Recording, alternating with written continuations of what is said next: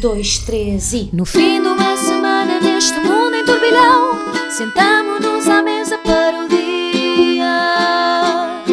de reflexão.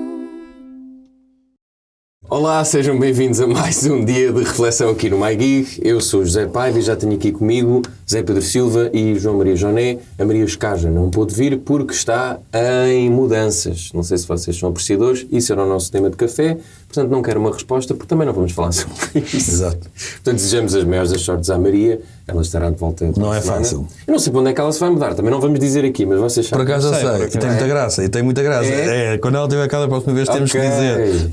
Porque não digas, bate certo, consegues. Não. Bate certo um estereótipo. Isto é um teaser para a próxima semana. Ora bem, sim, nunca ninguém fez um teaser sobre mudanças de casas num podcast. Estás de parabéns. E portanto vamos já correr para o nosso cafezinho. Vamos lá. Expresso abatanado, curto cheio ou pingado, duplo com cheirinho, sem princípio escaldadinho. Ora bem, ao fim de 62 meses em prisão, Julian Assange saiu finalmente, declarou-se culpado, mas saiu em liberdade e pode voltar para a Austrália, depois de uma audiência no tribunal nas Ilhas Marianas, que eu achei muito engraçado. É por isso que é um café. Exato, por isso é que é um café. Exato. Só vamos falar das Ilhas Marianas e do tribunal que lá existe. Zé Pedro Silva, o fundador do portal Wikileaks, não sei se ainda te lembras, já tem algum tempo, não é? Gostaste da libertação ou és daquelas pessoas que não acha graça nenhuma àquilo que Assange fez e, portanto, o seu lugar deveria ser mesmo na prisão? Eu só não percebo porque é que começaste por mim quando foi o João Maria Joné que assim. E ainda por cima ele revela sempre quem é que escolhe os temas, o que até envergonha de vez em quando o autor. E neste caso não disseste nada e começas por mim. Eu estou sempre a mudar de estilo. Pronto. Sou um camaleão. És um estiloso. Eu vou-te dizer, mas eu digo-te, não penses que eu vou fugir. Eu dou-te das boas. Eu a este nível eu tenho uma grande admiração pelo Rui Pinto. Eu acho que o Julian Assange é um Rui Pinto da Tofu, não é Tofu, é Temu, da Temu. Uau! Gen Z. Isso. Gen Alpha mesmo. Mas eu fiquei satisfeito pela libertação por uma razão simples, porque é sempre bom saber que a pessoa, que alguém, enfim, cumpriu. Quantos meses isso foi? 62 meses, portanto 12 anos. Quer dizer, o processo era há 12 anos. Sendo aquela parte da prisão, quando ele teve na Embaixada do Equador em Londres. Depois que ele foi mudar. Exato. Aquilo era um forró, não é? Mas não se tem grande admiração por. Eu não tenho grande admiração por bufos. Acho que isso, como nós estamos no café, eu não vou levar isto muito a sério. Acho que o João vai, mas eu não vou. Acho é que porque nós cá em Portugal discutimos muito a questão do Rui Pinto. E sobretudo o que ofendeu na questão do Rui Pinto foi entrar em escritórios de advogados. Foi isso que o que se percebe, como é evidente, os advogados têm informação sensível sobre os seus clientes. E portanto o crime é agravado por essa circunstância, como é evidente. Entrar numa caixa de correio, olha, por exemplo, num clube de futebol, com certeza que não é mesmo, apesar do aspecto criminal que aí é comum a todos, há mais gravidade, não é? Nos crimes há sempre mais gravidade. Mas neste caso o caso era um bocadinho melhor, porque o que ele licou tinha a ver com questões militares dos Estados Unidos. Sim, não é bem um escritório de advogados. E seja o que for, claro, sim, está bem. Também é gravado, não é? Muito, sim, claro. Tudo põe em causa a segurança de uma nação. Isso e o cabelo do Rui Pinto não era um crime agravado? Isso era, eu sempre tive a ideia de que aquilo era para apanhar o Wi-Fi, porque ele tinha necessidade de ter a rede em permanência. Pronto, voltou ao boomer. Eu já não falei durante um bocadinho, mas voltou ao boomer. Não é um bom cabelo, de facto, temos que dizer, não tem mal. O Julian Assange também não tem um bom cabelo. É uma coisa um bocadinho destes ativistas informáticos. Ativistas informáticos em como bandidos. E o Snowden? O Snowden é normal. Tem um cabelo normal. Tem uns óculos de informático. Pronto, mas para concluir, portanto, em teoria não se gosta de bufos, há uns que interessam. Gostei muito daquela questão da questão do Panama Papers. Só tive depois pena que tenha ficado na mão de jornalistas, depois filtraram um bocado de informação, porque venderam-nos aquilo como vai haver grandes revelações da fuga ao fisco em Portugal, temos aqui coisas nunca antes vistas, um consórcio de jornalistas. Depois vamos a ver, foi só um senhor lá no norte, que coitadinho, que ninguém conhecia e que pelos vistos foi o único que tinha assim uma grande evasão fiscal. Portanto, Julian Assange, olha, celebramos a libertação dele, mas como foi o Joné que escolheu o tema, ele que diga mais qualquer coisa de interesse. Joné, Está expectante do que é que fará Julian Assange a partir daqui? Espero que lhe aconteça alguma coisa de mal. Que bata. Não gostas de pessoas que clicam cenas? Não, atenção, eu não sou... Tu não gostaste porque clicaram cenas dos Estados Unidos. Estás a ver? Eu não sou contra haver fugas de informação em ditaduras, por exemplo. Acho bom, senão nós não sabíamos as coisas, não é? A questão é que os Estados Unidos são uma democracia, aliás, como esta libertação mostra, porque se isto tivesse sido um russo a fazer isto à Rússia, em princípio... Pois o Assange já era a história, não é? Chegava ao tribunal sequer. Sim, não sei se havia tribunal das Ilhas Marianas, mas talvez houvesse assim uma ilha ao pé da Sibéria para que o gajo fosse parar, na melhor das hipóteses. Se não era uma janela assim mais... Claro.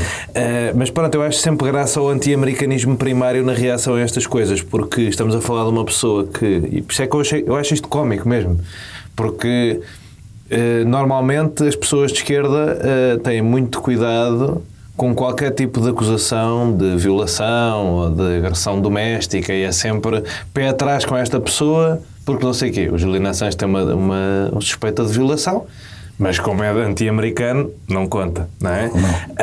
Normalmente as pessoas de esquerda defendem que as ditaduras mais sanguinárias do nosso planeta devem ser derrubadas através de meios revolucionários e através de ativismo. Quando é o anti-americano Julian Assange passar informação a Lukashenko sobre os seus opositores, não tem problema nenhum, porque ele é anti-americano, tal como o Lukashenko, também grande homem, como se sabe. Quando é para revelar segredos militares dos Estados Unidos, o Julian Assange é um combatente pela democracia e pela verdade. Quando é para não revelar segredos militares da Rússia e coisas horríveis que a Rússia fez na Síria, ninguém sabe porque é que as pessoas de esquerda não querem saber disso também. Mas tem muita graça, porque Julian Assange... Quando se invade um país soberano, também se for contra a NATO e contra os Estados Unidos, também é menos mal. Tem graça, porque o Julian Assange é daquelas coisas tipo camisa de t-shirt do Che Guevara, tipo, é muito fixe. O Julian Assange está livre, viva a democracia. Porque, pronto, se percebeu que os Estados Unidos não gostavam dele, portanto ele deve ser bom. Eu tenho com ele o mesmo problema que tenho com o Edward Snowden, que eu também acho um idiota. Que está na Rússia. Que está na Rússia, curiosamente, não é? Porque de facto não é um agente russo, vive só em Moscovo sob proteção do Kremlin, mas é um combatente pela democracia. E o que tem graça nestas pessoas é que nos Estados Unidos até há um sistema bastante robusto de denúncia a crimes de guerra que os Estados Unidos cometem, seja por meios formais, seja informais. Meios informais, há exemplos claros. Durante a Guerra do Vietnã havia reportagens sobre a Guerra do Vietnã que fragilizavam o esforço de guerra dos Estados Unidos em relação ao Vietnã, coisa que, novidade, não poderia acontecer na Rússia neste momento, não é? Durante a Guerra do Iraque a mesma coisa, vários jornais americanos denunciaram uma série de crimes de guerra que os Estados Unidos cometeram. Não me parece que seja uma coisa que possa acontecer no farol da democracia em que o Edward Snowden vive e em que o Julian Assange gostava de ajudar. Mas ainda tens outra, que é: há processos que o Edward Snowden podia ter recorrido, por exemplo. O Julian Assange não, porque é jornalista, mas o Snowden trabalhava na NSA. E há um processo de whistleblowing em que tu podes submeter uma queixa anónima e ela chega a autoridades competentes, como até pode chegar ao Congresso. E, por exemplo, no caso das pessoas que ouviram a chamada do Trump com o Zelensky e disseram: olha, este gajo está a usar os meios dos Estados Unidos para chantagear este gajo a perseguir o filho do Biden. Esse gajo fez essa queixa anónima, essa queixa foi parar ao Congresso e fez um processo de impeachment. E se quisessem fama, que até se percebe que o Snowden gosta de fazer conferências e não sei o quê, esse gajo também ficou famoso, porque depois foi chamado ao Congresso a testemunhar e ficou, é o Alex Findman, e ficou famoso também por isto. Portanto, há um processo formal para fazer isto. Quem faz desta maneira, quem liberta na internet para ajudar organizações terroristas e ditaduras...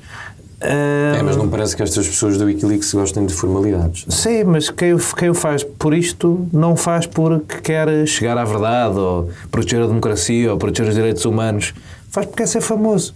E, portanto, isto para mim é café porque... Estamos a melhor na esquerda, não está cá à esquerda. Pois é isso, não veio a esquerda para... Não veio à esquerda, mas Maria Escaja ainda não fez que eu tenha visto, ao contrário de muitas pessoas de esquerda que eu conheço, o post de Juliana Assange. Pronto. Esperemos que ela ouça este trecho Está a fazer coisas mais importantes antes também. de fazer, ou então, e depois se calhar ouve e faz, porque acha que eu não tenho razão nenhuma. Podemos seguir em frente? Vamos. Não tens mais nada para dizer? Isso é capaz de ser um milagre. Acho que Não, cá está. a discussão era filosófica, porque é aquela discussão de se os Estados devem ou não ter os segredos, não é? Ou seja, só que era uma discussão que não dá para café. Pois é. Estava aqui a ler que o Wikileaks também foi responsável na fuga dos e-mails da campanha da Hillary. Eles estão metidos em muita coisa. A questão... E os anónimos? Então, curiosamente, é sempre para o mesmo lado. Pois. É engraçado que... Eu percebo o teu ponto, sim. À direita não há nenhum fascínio com ativistas. Porque só esse lado é que tem Informáticos. segredos e coisas. É só esse lado é que tem É segredos. verdade, são os Não há, globalistas. não são há maus. nenhum, um exercício final. Não há nenhum bufo que a direita goste. De certeza que há. Esta coisa é da clubite mais básica, não é? Portanto, há gajos de clubite, mas... O Rui Pinto, acho que se calhar a direita gosta dele. Não? Acho que lhe é um bocado Não sei. diferente. Era um bom Mas exemplo. Não estou a lembrar havia de ninguém, gente mas que fazia, mais alguém. havia gente que fazia acusações destas sobre o Kasparov e ou seja, gente de esquerda que dizia que as pessoas de direita adoravam os desertores da União Soviética porque eram desertores da União Soviética. Epá, mas acabou por se revelar que tinham alguma razão. As pessoas da direita que gostavam do Kasparov, acho que o Kasparov é um gajo porreiro. Parece. Mas há parece ser olha, há uma isto para o gente. Navalny, por exemplo. O Navalny é uma pessoa com algumas acusações muito complicadas e um passado muito complicado de nacionalismo russo e de extrema-direita. E houve gente ao centro, que não foi o meu caso, mas que o beatificou. Exato. Pronto, olha, é um bom exemplo. Mas sim, Ou seja, isto só para dizer, para pôr pessoas equilibrar a balança de que à direita e à esquerda sim, depende... há pessoas complexas. O Nelson Mandela também fez parte de uma organização terrorista, mas ninguém vai dizer que o Nelson Mandela o fez por mais razões, não é? As pessoas têm... Sim, depois é os contextos. É sempre difícil analisar a história, porque o que é para nós, quando tu vês Navalny e quando se faz a avaliação, é completamente diferente. Não se pode estar à espera que Navalny fosse um político ou qualquer opositor, porque o contexto não é o mesmo de... Claro, combater uma ditadura é diferente de viver numa democracia. Eu acho que isso é que é importante lembrar às pessoas que... Mas eu acho que há muita gente à esquerda convencida, lá está, para além de que eu vejo, o Twitter é giro por isso, porque é mesmo bolha, as pessoas referem-se aos Estados Unidos como metrópole imperial e dizem essas coisas disparatadas, tipo neocoloniais sobre os Estados Unidos, como se aquilo fosse uma ditadura. Mas os Estados Unidos, só por serem uma democracia, não estão imunes a... É imperialismo, claro que não. Exato. Agora, estão imunes à acusação de que são uma ditadura, acho que sim. Certo, consigo perceber. É mais por aí. Pronto, olhem, está feito o programa, eu acho que também não podemos dizer, foi interessante, Sim, estava bom. foi internacional, Está foi curto. político. Não, não está feito, ainda vamos à nossa reflexão. Vamos refletir. António Costa já tem luz verde para liderar. Agora ele estava ali ao fundo e disse sim! Exato. Para liderar o Conselho Europeu. Zé Pedro Silva, muito rapidamente, porque ontem estava no jantar e estavam-me a explicar que o António Costa ainda não tem o lugar assegurado. Isto foi o que aconteceu na terça-feira, foi mais um passo rumo ao dia 27, não é? Onde finalmente acho que António Costa já pode fazer as malas e rumar ao Conselho Europeu. Mas queres-me explicar então porque é que António Costa ficou mais próximo? Estás de facto confiante que é desta que o nosso ex-primeiro-ministro garante o lugar? Repara, eu ainda no episódio anterior disse, e por isso tenho que manter, não é? Que eu acho que o caso de António Costa é complicado. É complicado, quer dizer, aparentemente as negociações estão a ir ao encontro das expectativas dele. Viram o vídeo do Orban? Ele À saída do jantar. É. À saída do jantar. Curti bem. Pois, e por isso lá está, as coisas que se dizem num jantar. Porque não é por acaso que aquilo é um jantar.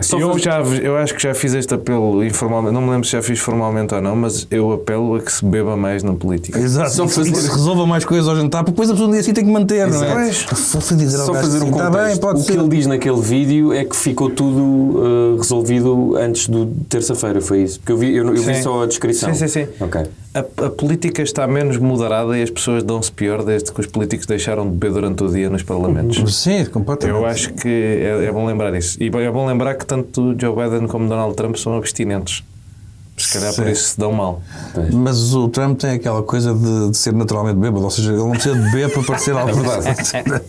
É uma pessoa bêbada sem beber álcool. Mas então, Acho que houve não é aqui investimento de drogas, não é? 6 negociadores que chegaram a acordo. Portanto, o António Costa já meteu no bolso 6. Sim, eu confesso que ontem, como a minha aposta não era essa, sendo que eu não apostei, ou seja, tinha cá para mim que havia ali uma outra dificuldade, e ontem quando vi a notícia, dá como certo, porque nós depois vemos muito estes casos como uma coisa patriótica, não é? Aliás, eu ontem até era para perguntar a que horas é que nos vamos todos para o Piadeiro ou para a estação despedir-nos do António Costa, que já está a fazer as malas, lá vai ele.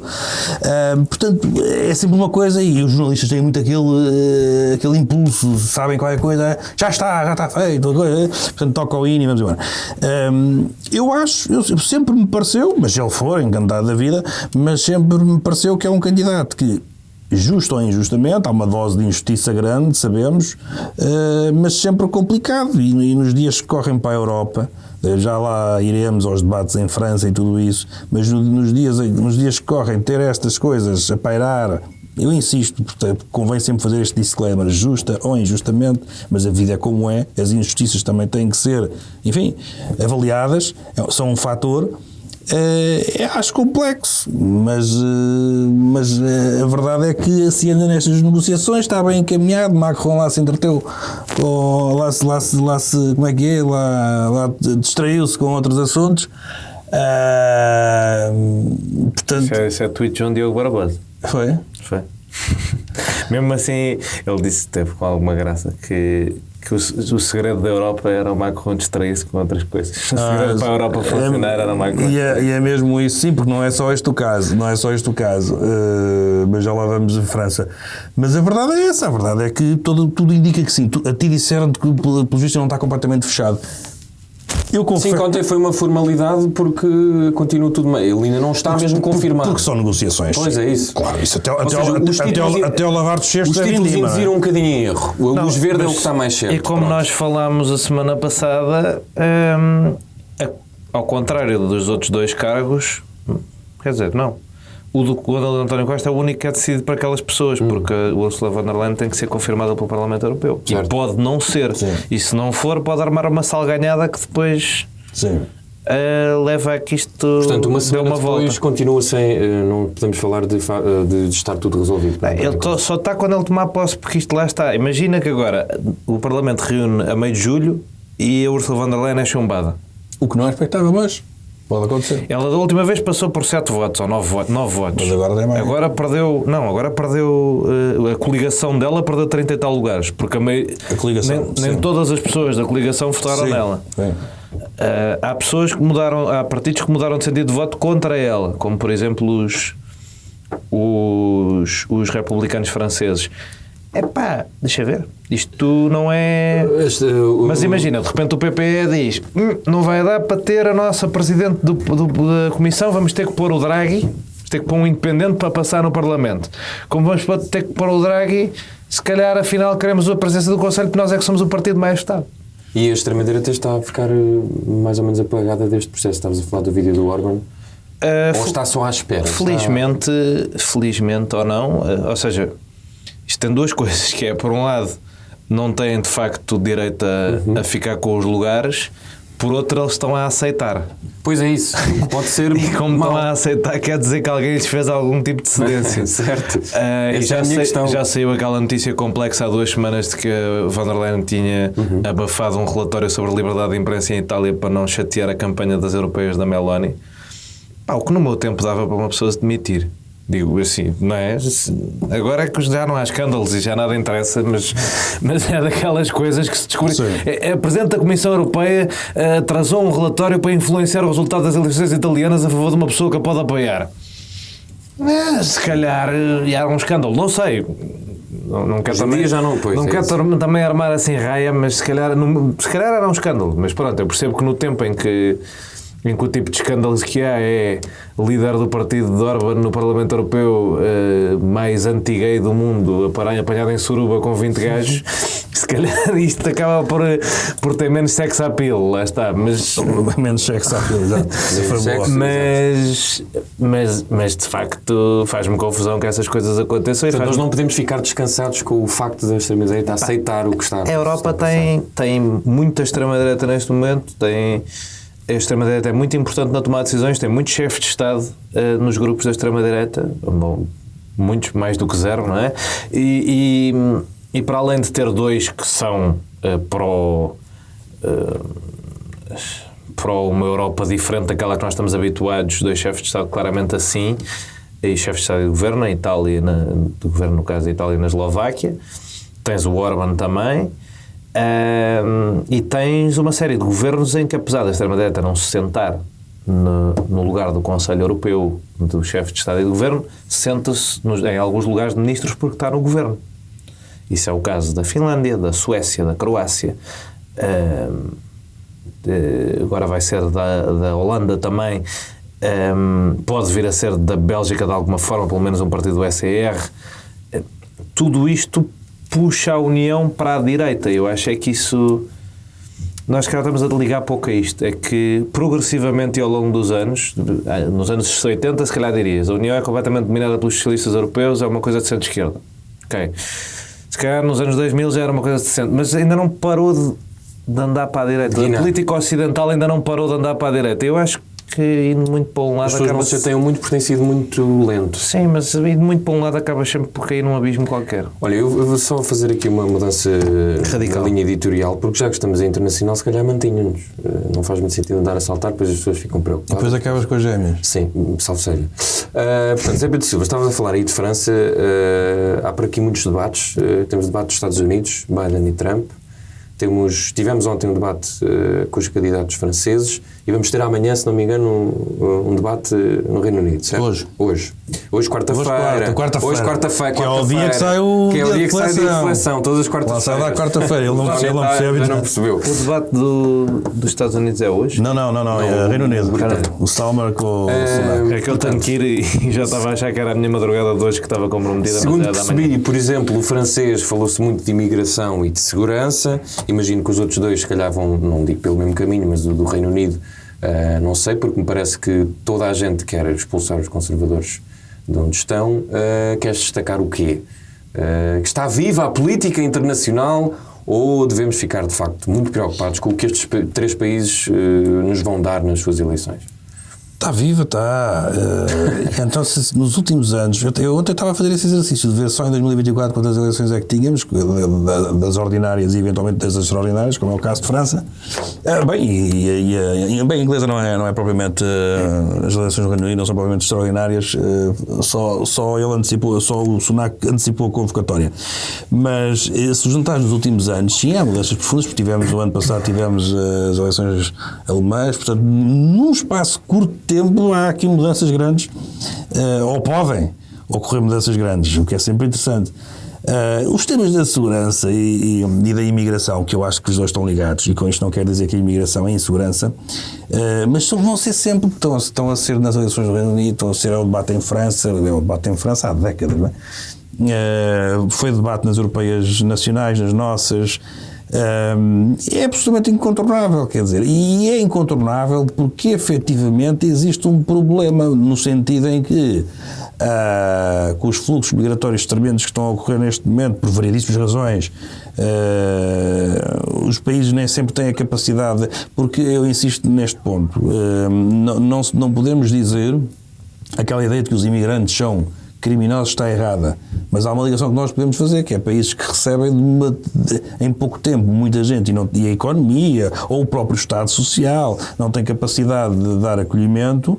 É natural que essas pessoas degenerem para a criminalidade, como degenerava qualquer pessoa que tivesse em circunstâncias de não ter dinheiro, não ter apoio. E, portanto, este é um problema político que está muito... que durante muitos anos nós tivemos dificuldade em discuti-lo. Porquê? Porque se eu disser isto, o que é que me atiram logo à cara? Xenófobo, racista, que é o erro. Por isso uma pessoa tem que estar permanentemente a fazer disclaimers, a dizer, não, eu não acho que o paquistanês, que o magrebino, que tenha uma tendência, no seu quadro genético muito superior à minha para se tornar um criminoso. Não tem a mesma, ou se calhar até tem menos, enfim. Tem uma circunstância que é grandes fluxos migratórios que entram nos países e os países têm que se adaptar ou não ter essa capacidade, porque senão, sem dinheiro, sem apoio, tudo isso, há este problema. Mas dos três, se calhar os Estados Unidos não tanto, mas do Reino Unido e França, quem é que achas que vai fazer pior figura? Como assim? Por exemplo, em relação ao Partido Conservador, eu ainda agora estava aqui a ver um escândalo das apostas. Há alguma forma deles mas os conservadores foram com os porcos, quer dizer, o que vai salvar... Sim, mas quando muita gente diz isso, o que é que isso significa? Porque, quer dizer, isto também é um bocado... Significam 14 anos, 12, significa coisas diferentes. Significa 14 anos... Muita gente diz, vai com os porcos, depois não vão, não é? Mantém-se no poder ou vão para a oposição? Não, pelo amor de Deus, quer dizer, ponho todas as minhas poupanças nos trabalhistas. Aqui a única diferença é a questão do Farage, que Nigel Farage, que tem agora aquele partido que é partido barra empresa, mas que se estampou completamente ao comprido com a questão da Rússia. Eu acho que ele vai... Se não fosse isso, ele ameaçava mesmo o Partido Conservador. Olha que eu tenho a preocupação de que essa posição em relação à Rússia possa não ser neste momento totalmente impopular na direita europeia e possa até... Ou seja, possa representar um eleitorado significativo. Na maneira como a direita está, que é uma forma um bocado resingona, chateada com as coisas, pouco ideológica para além disto, esta coisa de farto da guerra, deixem lá o Putin ficar com a Ucrânia, a Le Pen não tem muito medo de dizer isso. Os gajos da AfD também não. E o Farage também não. E eu diria... Não, mas o Farage está doido com esta conversa toda. Ele queria fugir disto. Porque, repara, estás a ir buscar declarações dele anteriores. Mas eu acho que isso tem eleitorado. Isso tem eleitorado. Tem sempre, claro. Mas digo que não é... Ou seja, é mais do que as pessoas achavam. Nós cá em Portugal somos muito pró-Ucrânia. Mas nós estamos a crescer como caraças. Nós estamos num bom momento económico. Há pouco desemprego. Podem se cansar noutros países europeus. A França e a Alemanha estão um bocado a Alemanha está um bocado estagnada, o Reino Unido também. É um bom bode expiatório a Ucrânia. E eu já vejo muito mais normalizada a coisa de chamar pedinte ao Zelensky e dizer mal da Ucrânia do que, lá está, mais perto da guerra. Eu não sei se isto não rende à direita neste momento. A mim não me parece. Olha o Trump também. Tu tens um certo... Nos Estados Unidos também. Sim, mas tu tens cansaço com a guerra e eu acho que tens, sobretudo, com o cansaço da guerra, tens uma coisa que aumenta um bocadinho aquela cobardia de uma pessoa ter medo de uma guerra mundial e então, como tem medo de uma guerra mundial e é um problema lá dos ucranianos, resolvam lá isso, deem lá então aquilo ao Putin e ficamos resolvidos. Mas isso é um medo. Sim, mas eu não estou muito bem a ver o Reino Unido.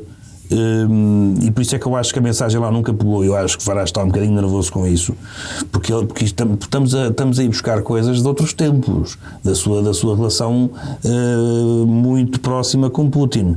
E eu acho que se ele considerasse que tinha assim tantos ganhos, ele insistia nisto. Ele está a fugir um bocado com o rabo à seringa. Agora já vem dizer que já vai contra o Putin e diz que o que quer dizer é que os ucranianos, se não chegam ali a um entendimento, os jovens ucranianos, já com o populismo todo, vão morrer todos, os jovens. Portanto, como quem diz, eu estou preocupado, mas ele é evidente que há uns anos tinha uma posição que era pró-Putin. E por isso percebo o argumento do Johnny. Sim, percebo o argumento do Johnny, mas acho que no caso daquele eleitorado, não é? Que sabe muito bem o que é que ele está contra estas ameaças na Europa, para não dizer que é dos que sabe mais.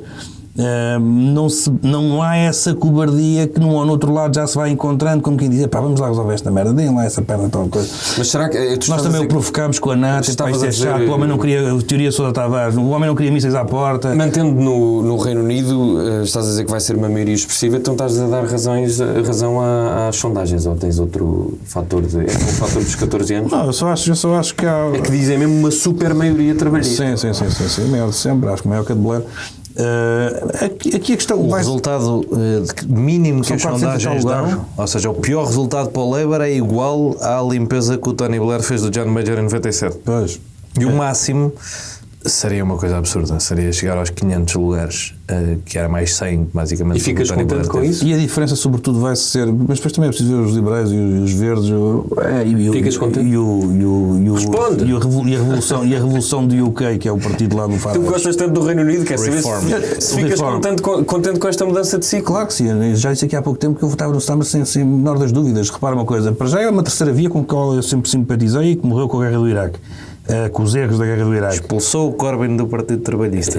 Ótimo instinto. Sim, acho que também tem ali umas pontas soltas, não é? Sobretudo, enfim, há ali umas incoerências no seu currículo político, mas não tinha a menor das dúvidas. Mas é que nenhumas, porque como digo, não só o Partido Conservador precisa ter há uns dias, precisa de ir para férias, precisa de ir ali para a comporta, tem que ir todos pensar um bocado na vida, porque precisa mesmo fazer um reset, aquilo precisa fazer um reset, não vai lá agora com o outro, não, tem que fazer reset. Mas é possível que acabe. Ou seja, agora o Reform parou um bocadinho de crescer, mas dada a natureza do sistema eleitoral britânico, se o Reform passasse para a frente dos conservadores e ficasse marginalmente à frente na maioria dos sítios de direita, o Reform podia acabar com um grupo parlamentar muito reduzido, sim, de 50 ou 60, mas os conservadores com 1 ou 2. Isso não é provável, sim, mas não é impossível. É o que se está a chamar no comentário do Reino Unido neste momento a hipótese Canadá 93, que foi quando apareceu um partido à direita do partido de direita tradicional que havia, sim, que apesar de tudo não tinha nada a ver com estes conservadores que há no Reino Unido hoje em dia, porque eram muito centristas, até se chamavam um partido progressista conservador. E eles passaram de estar no governo para terem 2 deputados. E ficou o Reform, chamava-se Reform também no Canadá, ficou com um grupo grandalhão. E depois, mas aquilo não foi logo. Depois eles andaram 10 anos a perder eleições e depois uniram-se os dois e ficou o Partido Conservador do Canadá como existe atualmente. Mas não está fora de hipótese isso. O Partido Conservador, como nós o conhecemos, acabar. Mas também tem outra resiliência. Ou seja, podia acontecer isso umas eleições, mas depois tem outra resiliência porque o Farage é só ele. É como nós temos o Ventura, não é um populista. Mas o caso canadiano é interessante por isso, porque aquilo resistiu para ter 14 deputados, depois 10, mas nunca mais voltou a ser. Era um partido de 200 deputados e nunca mais voltou a ser. Porquê que achas que os britânicos vão castigar assim tanto o Partido Conservador? Eu estava aqui a ver a redução da inflação, a economia dizia ao Sunak, não estava mal, até as políticas mais duras de imigração agradavam uma parte do eleitorado, mas com esta maioria expressiva que pode vir aí dos trabalhistas, afinal nada resultou no mandato do Sunak. Eu acho que o Sunak, e é um problema que é do Sunak, que é da Liz Truss, são losers. Ninguém não há. Okay, certo. Aquilo tem mau aspecto, as pessoas não se sentem representadas por aquilo, não têm eficácia na mensagem, não têm capacidade mobilizadora, não têm nada. Eu acho que as pessoas já estão fartas dos conservadores desde o Boris Johnson, porque o mandato do Boris Johnson esgotou muitas pessoas em relação ao Partido Conservador. As pessoas deram-lhes ali uma nova oportunidade em 2019, tipo, este gajo vai conseguir fazer coisas, e foi uma sequência gigantesca de atrapalhadas. E depois o que seria normal era o Partido Conservador ter tentado ir a eleições, ou saído nessa altura, mas tinha sido um ano a seguir às eleições. Foi o ano da pandemia, portanto pareceram 30. Ou 2, isto foi em 2021, 22. Quando é que o Boris saiu? 2022. Mas sim, ele tem ali uma resistência. Sai em 2022. Ele tem ali uma resistência. Logo a seguir a ele é a Liz Truss, não é? Exato. Portanto, sim, ela tem essa escolha a seguir a ele é uma escolha de tentar renovar o partido, corre desastrosamente, como todos nos lembramos, ainda mete mais a coisa das atrapalhadas, depois o Sunak igual. Acho que o Partido Conservador tentou fazer um equilíbrio já há muitos anos entre a sua ala mais radical e a sua ala mais moderada, que acabou por se desfazer sobre si próprio. Havia pessoas moderadas dos subúrbios de Londres que votavam conservador porque queriam um centro-direita responsável a gerir bem as contas públicas e não sei o quê, e havia pessoas que votavam conservador porque odiavam imigrantes e queriam o Brexit à bruta e não sei o quê. E estes dois tipos de pessoas conviviam tranquilamente na mesma coligação, por várias razões. Quando foi contra o Corbyn era porque o Corbyn era horrível e ninguém queria o Corbyn. Antes foi porque achavam que havia ali um meio termo, que foi o que aconteceu com o Cameron e com a Theresa May, mas desde aí que isto é como se estivesse deslaçado.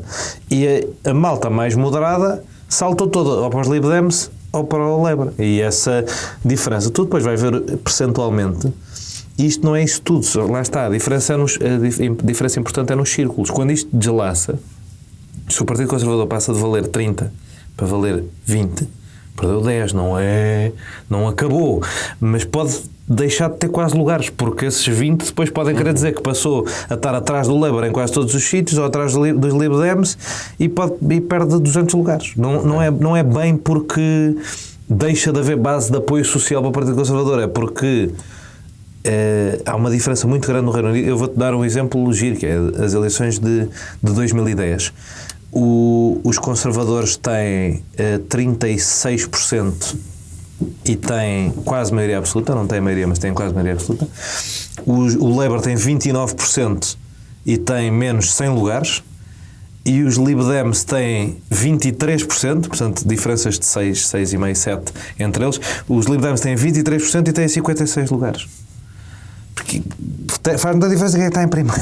Certo. E a partir daí, isso é verdade para a Inglaterra, para a França e para os Estados Unidos. Portanto, é giro agruparmos estas eleições porque elas têm um bocadinho a mesma dinâmica de vencedor ganha tudo. De certeza que o Zé Pedro quer acrescentar mais coisas do Reino Unido, mas saltando para a França, tivemos o debate ontem das eleições legislativas. Achas que Macron já se começou a arrepender do que fez depois dos resultados das europeias? Olha, eu não vi o debate estupidamente porque vi os jogos do grupo C do Euro e aquilo foi um horror. Esse era o Dinamarca, Inglaterra? Sim. Tudo empatado, não? Tudo empatado a 0, foi horrível. Seca. Aliás, a Eslovénia e a Dinamarca empataram em todos os critérios de desempate, menos no último, que é cartões. Não, nos cartões também empataram. Só não empataram no critério de desempate, que é quem é que ficou à frente na qualificação. Ok. E eles tinham ficado empatados na qualificação, em pontos. Só que a Dinamarca ganhou no confronto direto porque ganhou um jogo à Eslovénia. Ok. Só assim uma nota futebolística para aligerar um bocadinho. Mas pronto, eu vi os destaques do debate e vi os comentários ao debate. Não vi o próprio do debate. Nos comentários disseram-me que... Tu viste o debate? Não. Disseram-me que o Attal saiu bem e que o Bardella se tropeçou um bocadinho e que o facto da esquerda ter mandado uma marioneta do Mélenchon também não... Portanto, mas os debates em França têm poder para o efeito que depende um bocadinho. Nas europeias funcionou mal. O Attal fez um grande debate contra o Bardella. Esse eu vi. E não funcionou muito, mas também o Attal não era o candidato. A candidata, Valérie Ayer, as pessoas não gostam muito dela. Neste debate, eu acho que o Attal capitalizou e é importante dizer uma coisa sobre esta coisa. O Macron fez aqui uma aposta e é uma péssima aposta. Vamos só pôr um bocadinho de perspectiva nisto, que é, eles tiveram 15% nas europeias. A sondagem média dos gajos já vai em 21 agora. Andaram a subir de 15 para 16, 16 para 17, já estão com sondagens com 22, estão a caminho dos 23. Tu subires 7% num mês é porque o Macron havia de saber ali qualquer coisa sobre o que é que esta dramatização ia funcionar. E lá está. Agora estou com 23, a esquerda com 29 e a extrema-direita com 35. Isto pode querer dizer o mesmo que eu estava a falar exatamente agora sobre o Reino Unido. Tem um resultado ok, mas pouquíssimos lugares, porque em muito poucos sítios passam à segunda volta. Mas, França tem um sistema diferente. Mais do que 2 partidos podem passar à segunda volta. E à segunda volta, não é? O vencedor ganha tudo. Portanto, pode haver muitos sítios em que a Frente Nacional fica em primeiro, mas o gajo do Macron que vai à segunda volta é que ganha, porque depois a malta da esquerda vota nele. E Macron pode estar a jogar com isso também, não é? Está a jogar com isso. E depois, imagina que ele agora passa para a frente, ou passa para perto da frente. E até a ideia de que pode haver um Parlamento ingovernável em que não há uma maioria nem de direita, nem de esquerda, sim, isso era nem de centro, estava a falar nestes dias. É capaz de ser mais positivo para ele. Isso não é demasiado instável para um país como a França? Sim, e para todos nós, não é? Mas é capaz de ser mais positivo para ele se poder vitimizar e poder manter um governo... para ele, Macron? Sim, poder manter um governo interino com poucas capacidades, mas para se poder vitimizar perante a esquerda e perante a direita, do que a situação em que estava a ser obrigado a tomar muitas medidas impopulares por decreto, o que não estava a ser bom do ponto de vista político para ele. Assim, já distribui mais o mal pelas aldeias. Até agora, isto pareceu-me uma boa aposta. Tendo em conta que o debate correu bem ao Attal, melhor ainda. Não... não sei se diria que isto foi mal. Obviamente que as pessoas em Bruxelas ficam todas nervosas porque acham logo que vai haver uma maioria de extrema-direita e não sei o quê, porque é sempre o pior cenário possível. Mas eu... Portanto, o Joné tem algumas esperanças, é Pedro Silva, e tu estás tão esperançoso como o Joné, ou achas que Macron está só a adiar o seu fim? Não, eu acho que ele faz uma... Quer dizer, já Primeiro não precisas ficar assim tão chateado com a minha pergunta, que eu acho que fica de mal, essas pessoas ficam é um filmadas. bocado irritante. Ficam filmadas e é mau. Não, repara, ele faz uma coisa, eu acho que nós, como temos aquela ideia das europeias como cartões amarelos e mensagens para os governos, eu acho que o que ele tenta fazer eu acho que é a opinião consensual, não é? É forçar aquele resultado de dramatizar e dizer, então vamos lá aqui ver o que é. Porque Até levou os jogadores de futebol a falar no Euro. Exatamente, porque há um eleitorado que, acho eu, essa é a minha convicção, que há um voto que se corrige. Nós cá, curiosamente, foi ao contrário, relativamente à extrema-direita ou ao populismo, foi completamente ao contrário. Foi nas legislativas um voto e depois é que corrigiu nas europeias. Mas, tudo bem, ao menos mas tinhas tido a válvula de escape nas legislativas, e isso aí também até pode ter assustado determinado eleitorado, que fez o voto de protesto, e então o susto fez com que, calma lá... Mas tenho mais dúvidas que em França seja um voto de protesto na Ucrânia. Um voto que já tem uma história maior do que o do Chega tem aqui. Tem, mas ouvimos falar, aliás, ouvimos falar do Jean-Marie Le Pen desde esse tempo, ou seja, esta ameaça existe. Agora é evidente que a força é completamente outra, fruto, mas isso era uma discussão diferente, fruto, com certeza, de não se ter atacado aquilo que alimenta tudo isto, não é? Os radicalismos. Ainda há que também, posso ser mais otimista, também, outra vez, o facto de cordões sanitários sucessivos terem feito tanta resistência à extrema-direita francesa pode ter sido o grande fator de moderação da extrema-direita francesa. Apesar de tudo, o Jean-Marie Le Pen era um gajo que negava o Holocausto, usava insultos raciais carregados, e este gajo agora está a falar de poder de compra. Portanto, eu não sei se a coisa pôs, aliás, o poder de compra como foco. Que é uma coisa que em francês soa ridiculamente. Portanto, é muito engraçado quando é o tema das campanhas. Mas é muito inteligente porque é aquela questão de... Há um eleitorado que ele já tem, não é? E que não vale muito a pena carregar a mesma tecla, não é? O Macron. Vocês têm dito ele e depois as pessoas podem se... Ele, Júpiter. Não, neste caso estamos a falar do homem que representa a Frente Nacional. Ok. O Bardella. Sim. Pronto, é que... Convém dizer. Sim. Estamos a falar de 2 ou 3. Eu quando digo ele, diferentes. eu estou a dizer ele com E grande e é o Macron. Sim. Ele, Deus. Assim.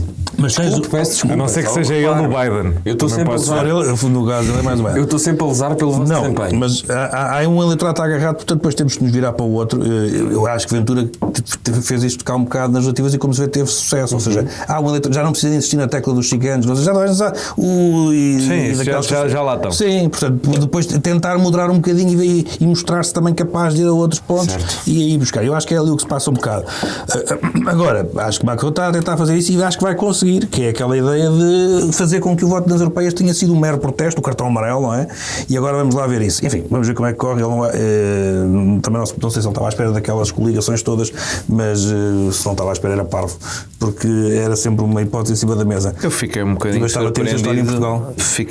surpreendido com o tamanho da União de Esquerda. Sim, com aquela dimensão. Por várias razões, porque achei que o PS estava a recuperar e que lhes fazia pouco sentido e estavam a recuperar afastados do que é o Mélenchon, e acima de tudo porque o Mélenchon é um gajo intragável e com um ego do tamanho do mundo, e portanto achei muito estranho que ele estivesse disposto a fazer parte de uma frente. Em tempos de guerra não se limpam armas, mas é uma moda que está a pegar. Agora, só para terminar a volta do Reino Unido, me interessa mais. Mas espera, tínhamos uma coisa, por acaso até dava. Aqui ainda temos os Estados Unidos e mais um tema. Não, os Estados Unidos já está. Já está? Então ainda vamos aos Estados Unidos. Até dava um café o líder dos republicanos trancado na própria sede porque as pessoas do partido não concordam com a decisão dele de se coligar com a Frente Nacional. Vocês não deram essa não ouvi. Foi muito bom. Então, o presidente dos republicanos, os republicanos têm uma estrutura um bocado esquisita, em que o partido em anos não presidenciais é gerido um bocado como se o PS fosse gerido em anos não legislativas só pelo Carlos César, porque é uma figura não fundamental, mas com um poder executivo burocrático quase. E então eles têm um presidente que é um bocado radical. E ele disse que, em resposta à Frente Popular, que estaria interessado em unir os republicanos com a Frente Nacional. Só que todos os barões, que são quem realmente manda nos republicanos, vieram logo dizer que eram contra. Os senadores, os governadores de províncias, os presidentes de Câmara, vieram todos dizer que eram contra.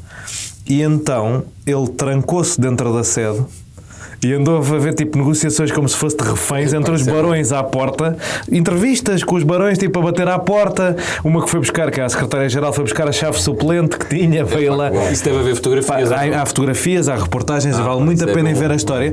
E neste momento o que está a passar é que há republicanos alinhados com a direção do partido, coligados com o Le Pen, e os republicanos revoltosos sozinhos. E há as duas forças a concorrer às eleições, o que tem alguma graça. Zé Pedro Silva, querias falar do Reino Unido e passo também a bola para o debate do Trump-Biden, que só vai estar ligado um microfone de cada vez e não há aplausos nem apupos, porque não há público.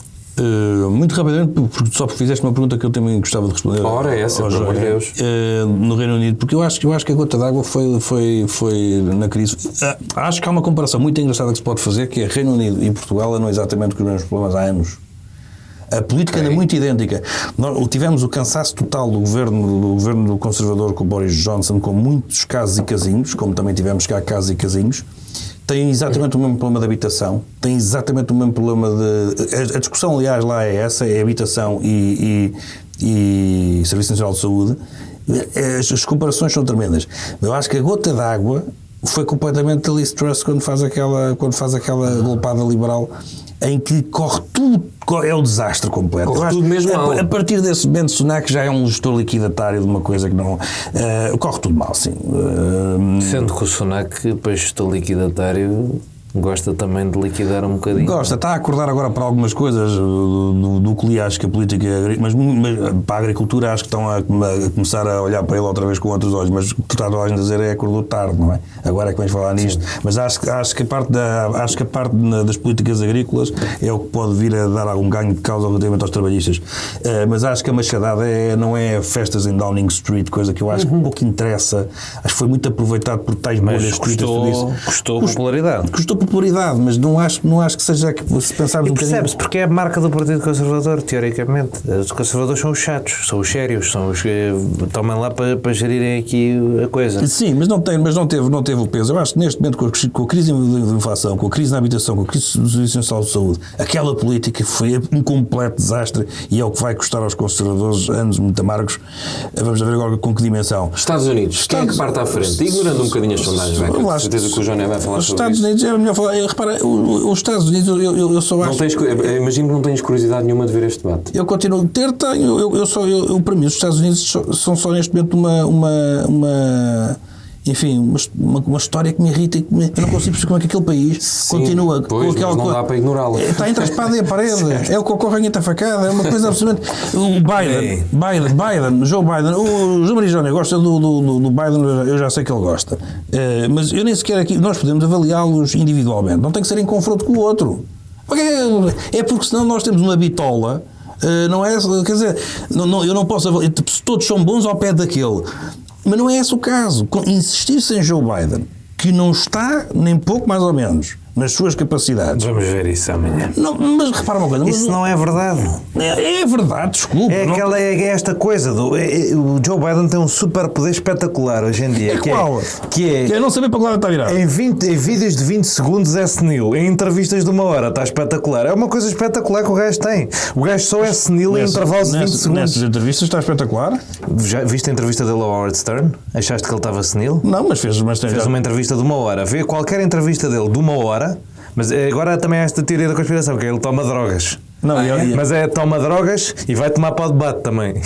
Aliás, eu vi uma piada. Depende da droga. Vi uma piada muito gira que era o Trump convencesse tanto que o Biden toma drogas para ir para o debate. Também vai tomar. Que tomava e morria no debate. Porque esta coisa que o Biden é senil não joga com a administração Biden, com o facto Mas a administração é diferente. com as conferências de imprensa que ele dá, com as entrevistas que ele dá, com as coisas Com as que ele conferências de imprensa já dá. não joga. Já teve algumas paragens. Já faz Mas a questão não é essa. A questão é só o facto de estarmos. Porque eu não estou a dizer, quer dizer, e acho que essas coisas nem se devem fazer, estar aqui a passar diagnósticos. Não sei se está senil, se não está senil. Eu já disse isto também noutras circunstâncias para outros candidatos. É só uma metáfora da coisa. Acho que é ridículo um país daqueles, no momento. Porque. Querer reeleger o seu melhor presidente. O investimento é 70, não sei se não é desde sempre. Acho que é um bocado ridículo. Mas, e volto a insistir, não é só o caso dos Estados Unidos. A política está muito envelhecida e há países agora que estão. Olha, agora estamos a falar do caso francês, é um dos melhores exemplos, mas a Europa está bem servida a esse nível. Há uma idade média que não é compatível com certas decisões. Só o facto de nós estarmos aqui, o João está a dizer assim, mas tu viste a entrevista ao Arthur, só o facto de estarmos a ter esta discussão, vai lá ver a entrevista, olha, aquilo numa hora não se espalha. Já se percebe. Não, é que há uma campanha de propaganda na qual tu estás a cair, como toda a gente neste planeta, de que o homem está senil. E é uma coisa que só bate em vídeos de 1 minuto a 20 segundos. Pá, se só ouvires o gajo a falar, não joga. Mas em 20 ou 30 segundos, uma pessoa não saber para que lado é que está virada, já é uma coisa importante de analisarmos não te acontece. Para quem tem a mala às 3 da manhã, às vezes, mas em geral. Mas repara uma coisa, mas eu também não sou exemplo. Eu não estou. Eu declaro aqui. Não te acontece quando estás à frente dos jornalistas a sair do avião presidencial. Eu declaro aqui publicamente que não seria. Não tenho estofo. Houve um gajo que fez uma coisa gira sobre o Trump, e momentos do Trump ou do Obama, tipo, normal, há momentos protocolares em que um gajo. Essa coisa dos em 20 segundos eu posso fazer qualquer pessoa parecer um deficiente mental. E tens George Bush que quando vai a sair não sabe que porta é que é. Isso não está em questão. Está em questão que Joe Biden é uma pessoa que, no meu caso, estamos a falar de mandatos de 5 anos e não me parece. 4 anos. Estamos a falar do. Tu falas de Trump. Eu não digo. É a tal história, comparando com este é bom. Mas isto não é uma boa coisa. Mas nem vale a pena. Ou seja, isso nem vale a pena. Eu acho que nós somos pessoas sérias aqui. Obviamente que o Biden tem que ganhar e toda a gente quer que ele ganhe porque o Trump é um erro crasso. Mas pronto, eu acho que não. Ou seja, eu acho que não deve haver. Eu percebo o que estás a dizer. De facto, uma pessoa de 80 anos, 81 anos, não é uma pessoa de 55 anos ou de 60 anos.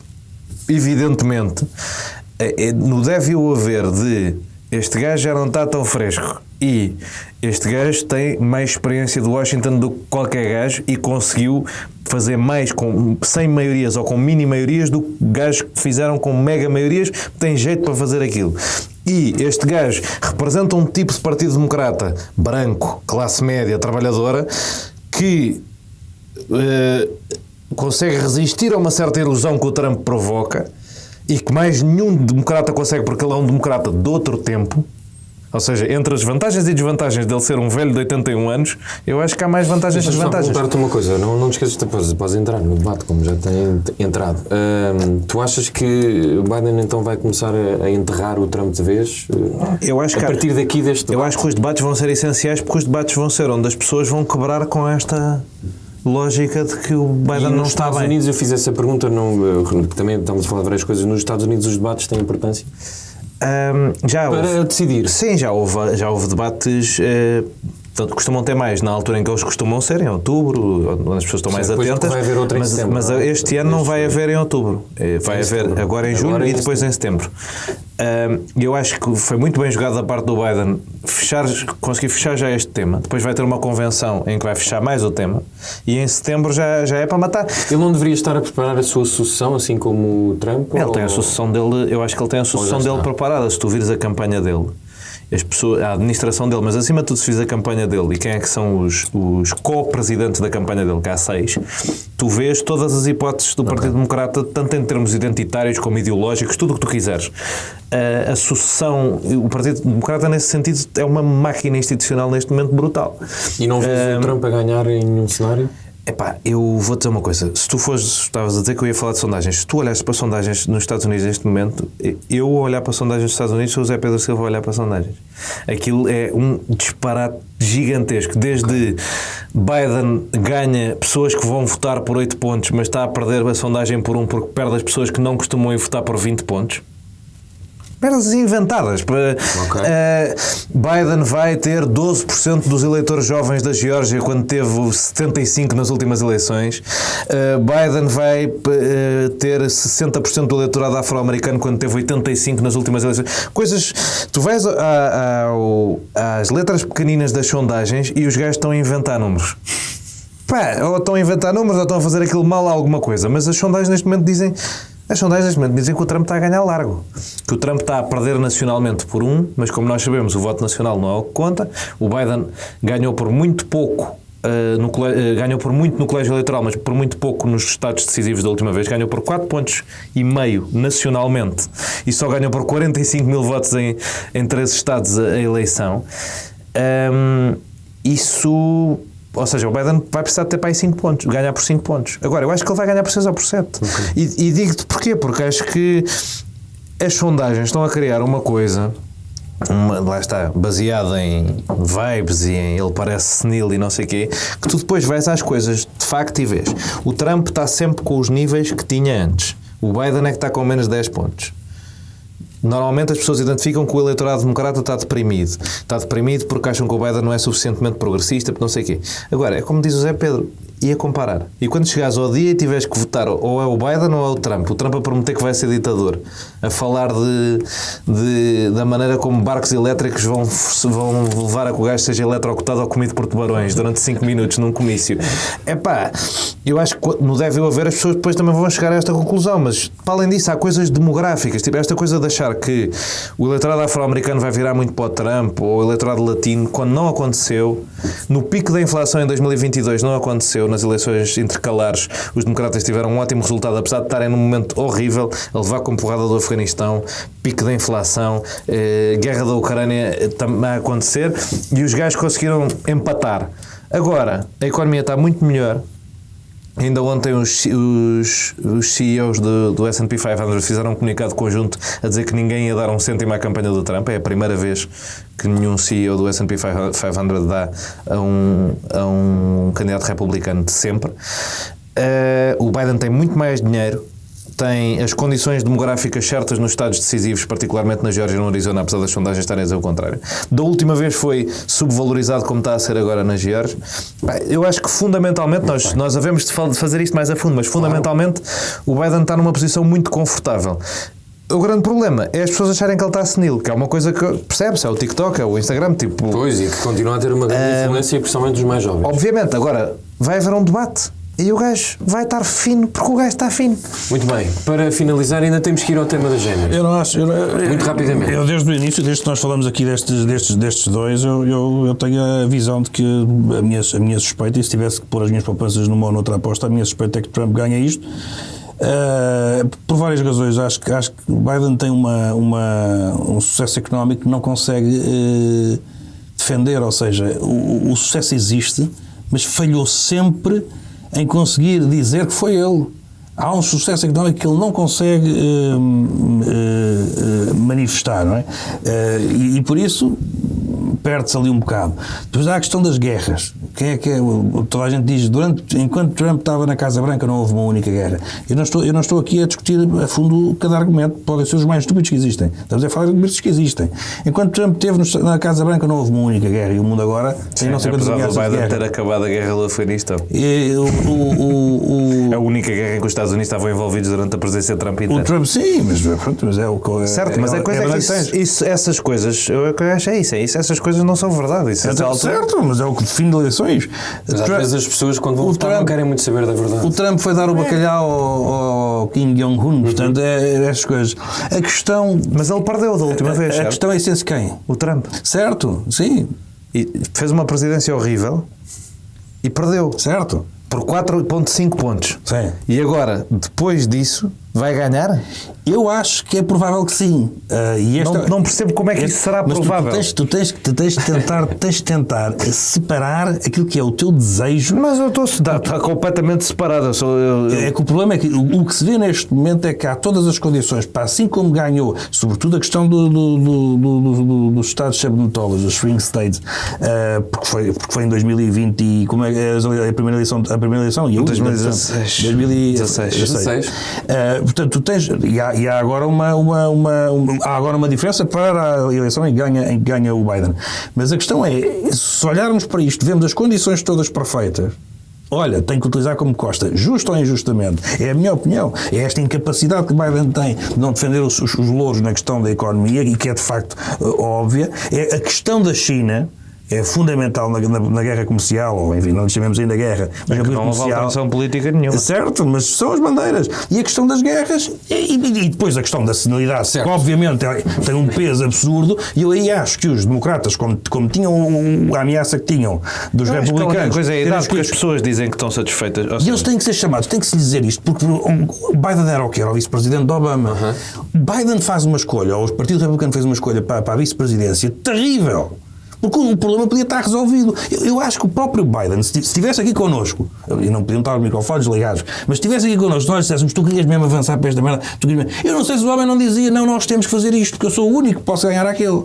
E eu sou capaz de lhe dar razão. Foi o que ele disse sempre. Durante a campanha de 2020 foi o que ele disse sempre. Ele não queria ter sido 2020, sim. E agora, então pronto, não queria 2020, agora ainda quer menos. Muito Portanto, bem. Foi um erro crasso do Partido Republicano. Vamos ter este tema para mais mas foi uma questão de várias... Desculpa só dizer isso, mas foi uma questão de várias coincidências estranhas. Ele queria ter sido candidato em 2016, mas o filho dele morreu nessa altura. Não é bem uma coisa que ele quisesse. Mas seguramente aqui... Seguramente tu também dirás que escolher a Kamala não sei o quê, mas... Esse é o tipo de merdas que um gajo diz. Má ideia, mas para o Partido Democrata funciona bem. Para manter aquilo unido funciona bem. Provavelmente vamos falar do rescaldo deste debate e vamos voltar a Portugal para um último tema. Depois de tantos avanços e recuos, o filho de Marcelo Rebelo de Sousa vai ser ouvido na comissão de inquérito ao caso das gêmeas. A mãe das gêmeas foi, entretanto, ouvida. Zé Pedro Silva, muito rapidamente, porque temos pouco tempo. Até Cristina Ferreira se indignou com o que se passou ali com a mãe das gêmeas. Essa é a grande apoiante de André Ventura. Exatamente. Nós, que definição podemos dar a esta comissão de inquérito? Era mesmo preciso ouvirmos a mãe? Faz tudo parte de uma busca pela justiça neste caso? Eu sei bem que não és grande apreciador de comissões de inquérito, ou pelo menos das últimas comissões de inquérito. Eu não vou comentar a Cristina Ferreira, porque eu só achei graça, o tema vai até a Cristina. Mas eu sou da escola Manuel Luís Gosto e, portanto... E só dizer que o filho do Presidente da República vai remeter-se ao silêncio, como fez Lacerda Salles. Ou seja, não portanto, diz que vem, mas é em silêncio. E acho que é por videochamada. Mas já que tu me pediste muito rapidamente, como aliás pedes sempre, tu começas todas as perguntas com muito rapidamente. É para ver se algum dia vocês vão respeitar muito rapidamente. Mas tens onde estarem? Tenho. Então deixa de estar a gosto que a gente vai.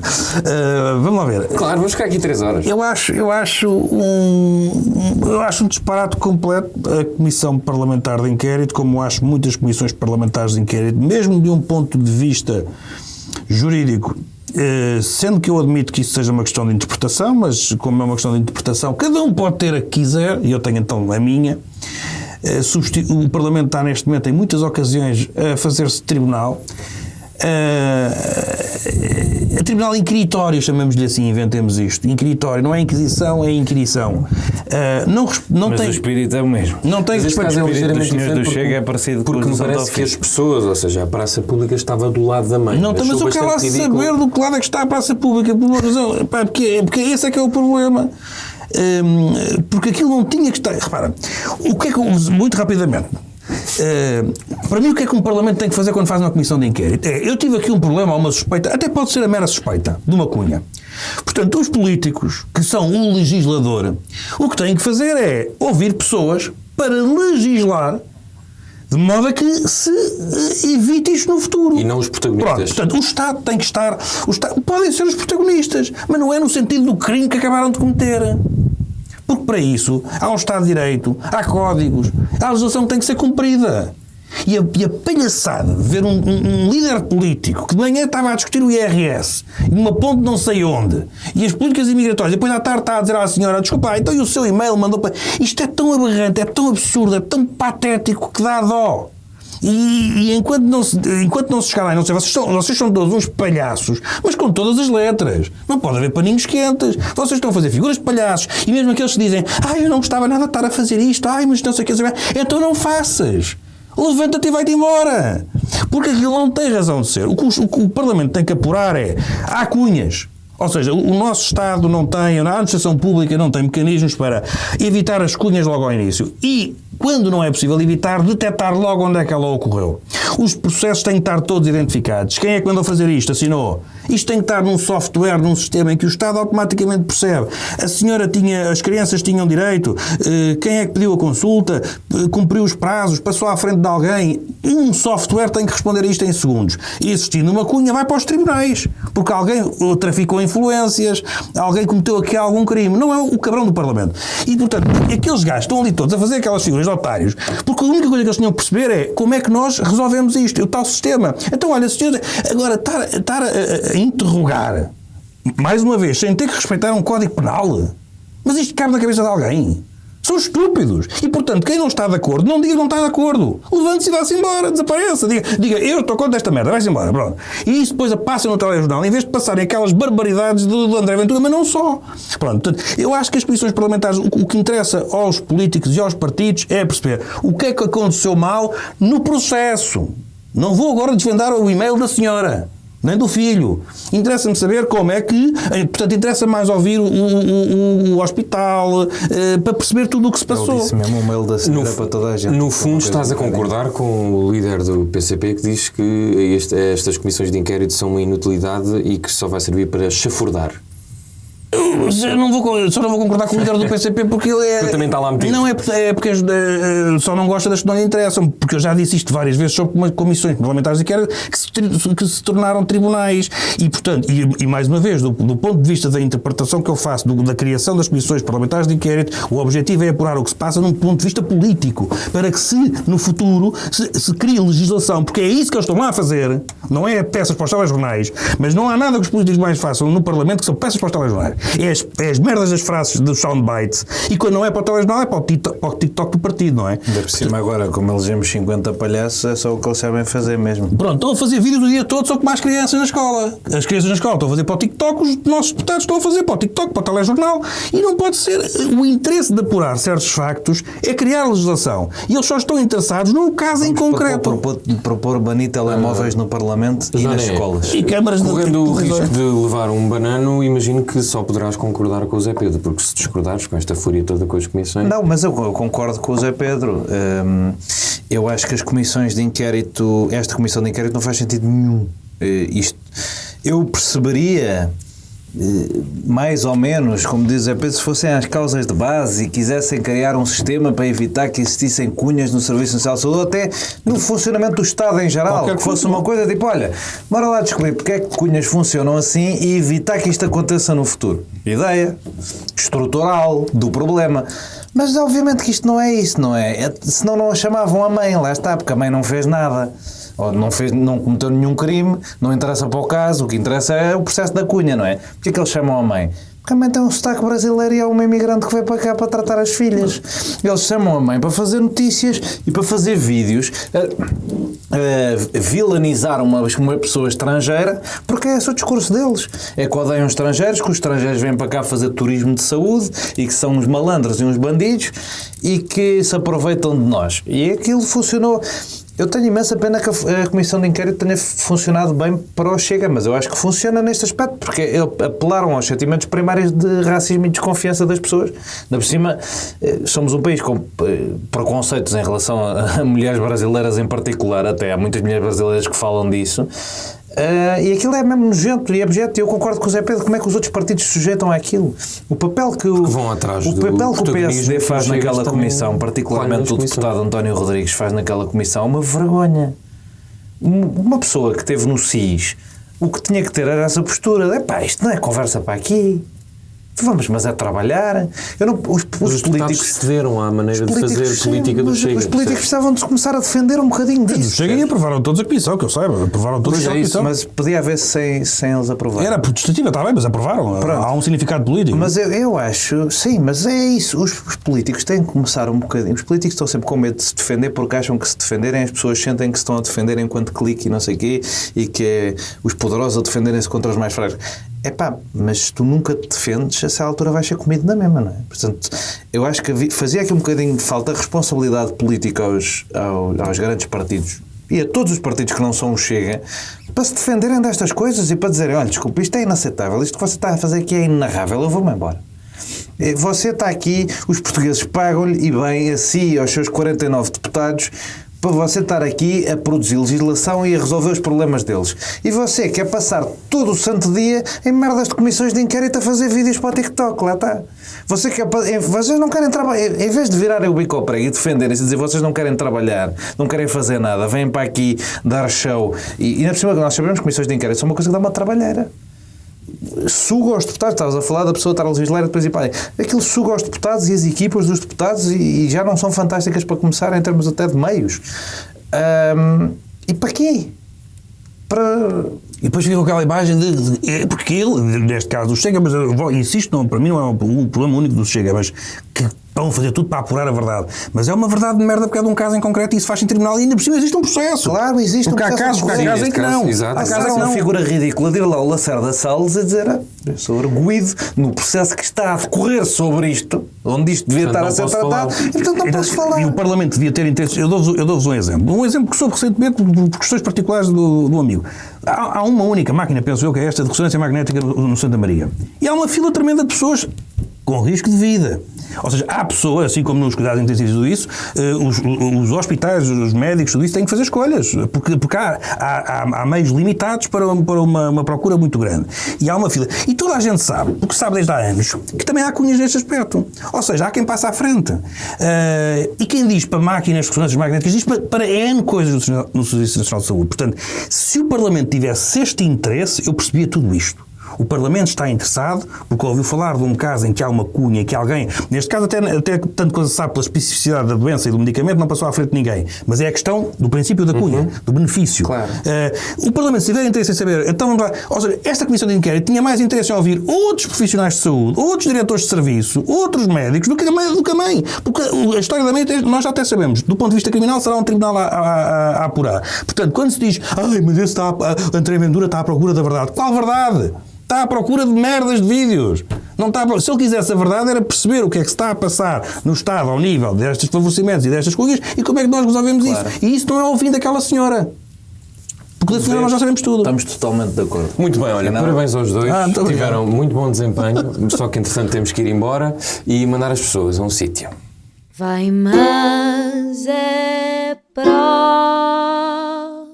Ora bem, para terminarmos mais um episódio, vamos mandar as pessoas a um sítio. E eu hoje vou mandar as pessoas ao FEST, ao Festival Novos Realizadores, Novo Cinema, que começou segunda-feira e vai até à próxima segunda-feira.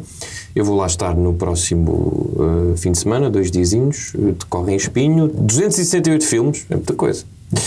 E uma das coisas melhores deste festival é mais direcionado para profissionais e para estudantes, claro, qualquer pessoa pode ir, mas porque tem muitas conferências e vão pessoas do estrangeiro que já estiveram em filmes como Star Wars ou Poor Things, que vão estar presentes em Espinho a conversar um bocadinho sobre a sua carreira, e é sempre uma boa oportunidade, a preços até simpáticos, de ouvir estrangeiros de Hollywood e não só da indústria cinematográfica. Portanto, e de ir a Espinho. E de ir a Espinho. Essa grande capital do eixo urbano rural deste país. Eu ano passado fui ao festival, nunca tinha ido, e fiquei fã. Aquilo tem ares assim de cidade meio... Urbano rural? Sim. Não, ia dizer mais ou menos esquecida, mas que se mantém. É eu gosto disso, sim. Pronto. Vamos ficar em silêncio, é isso? Também pode mandar as pessoas ao casino. Posso mandar as pessoas... e no casino também há cinema. Portanto, a pessoa pode ir apostar umas fichas e depois ver o O filme. Primeiro-Ministro está super contente com esta parte. É? Pois. Também pode ir a Casa Museu Montenegro. Ora bem. Estava só Casa do Montenegro, no caso. E também vai estrear um filme... podem ir ver, que é uma coisa que vocês podem fazer. Deixas? Sim, que chama-se O Lugar Silencioso, dia 1, penso eu, que é uma sequela do Lugar Silencioso, do Quiet Place, que é sobre, no fundo, uma ameaça de aliens. Calma, espera aí, mas o engraçado é isto, é que eles captam todos os sons, portanto tens de estar sempre em silêncio. Que é uma coisa que eu recomendo vivamente que vocês façam mais vezes. Tá, uma pessoa pode ir lá e limpar a garganta. Não, estás lixado. Aí já... Fim. Estreaste Estou agora com essa coisa de Covid outra vez, está de Covid. Pois é, já ouvi dizer. Não dá para irem para lá de Mas agora já ninguém quer saber. Vais mandar as pessoas onde? Vou mandar rapidamente. à exposição Ateliê de Pedro Cabrita Reis com a Câmara de Lisboa, de quinta a domingo, das 14 às 18, no pavilhão da Mitra. Não é dos Mitras, sendo que isto é, por acaso vou-te dizer, agora ia ser preconceituoso com a localização, mas Já foste. Pois já. Agora já te lixaste. Mas e eles não vão apagar. Agora está. Podemos editar depois Vou em pós-coisa. desarrumando, está bem. Vocês também. Pavilhão da Mitra e a exposição Ateliê. E obras que nunca mais acabam. E a entrada gratuita, salvo erro. Vou lá. Com a Câmara de Lisboa. Assim, tu para ti é bom, não é? Pois. Que embirras com preços não seja 15 euros. Depois há o aniversário da Taberna do Calhau, que faz 5 anos, e então faz de 1 de julho a 5 de julho imensas. Não me levaste lá. Então, olha, se calhar é agora no aniversário que vamos ter a próxima semana toda com menus especiais dos 5 anos. E por falar nisso, também a abertura do nosso Canalha restaurante, mas desta feita na Comporta. Portanto, para quem quiser ir a um Canalha em France, porque é Canalha agora. Exato. É como se fosse em France. E para terminar, a Feira do Alvarinho em Monção, de 4 a 7 de julho. Vais a alguma destas coisas?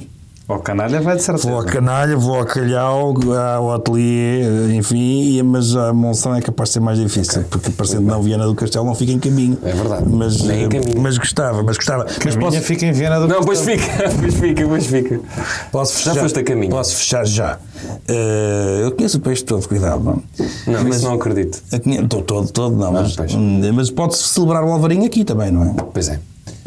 Johnny, vais mandar as pessoas onde? Eu vou mandar as pessoas à Romaria de Santa Mar, ao Alto de Santa Mar em Alcântara, entre 25 e 30 de junho, às festas desse belo bairro que é o campeão das marchas. Pois, enfim, não gostei dessa vitória. E a origem e o bairro de origem do Atlético Clube Portugal, grande clube da nossa praça. Isso é um e facto. Portanto, podem ir lá comprar camisolas do Atlético e ver o Kim Barreiros ou o que é que Tu também vais estar lá? Eu vou. Pronto.